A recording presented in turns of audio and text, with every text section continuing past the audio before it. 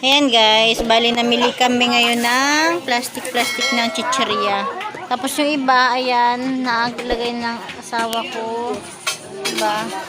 Ito pa. Ito ikakabit pa to. Ayan, isang bundle pa. Tapos ayun pa siya. Tapos ayan, diba? Meron tayong Cloud9, Bang Bang,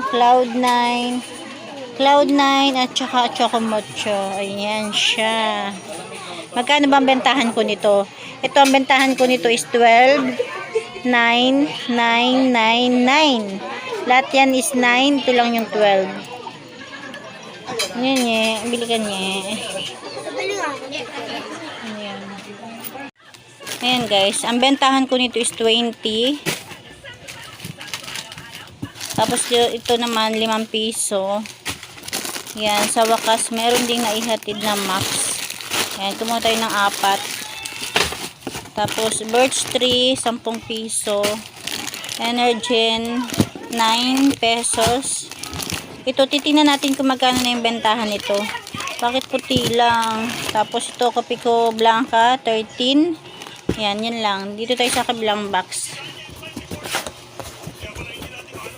Walang segundang asukal. Tapos, buli ako ng, wait, paano ba to? Ayan, 6 na box ng Katol. Dapat iniba-iba nila. May wawang. Tapos yung isang rim na sigarilyo. Tapos Rexona na red, 9 pesos. Pink, blue, at saka yung dark blue. Tapos 4 na posporo. Yan lang. Tapos ito namang ito ng isang box ng gin. Tapos yung isang rim ng Marlboro kasi sayang din yung 10 points nito, 'di ba? Pero yung 10 points kasi nito isang buwan bago pumasok sa ating points. Pero okay lang. Balang points ko na ngayon is nasa 500 plus ito pa. Hindi ko alam kung kailan madadagdag siya, mga siguro mga ilang araw lang is malalagay na yun sa ating points, 'di ba?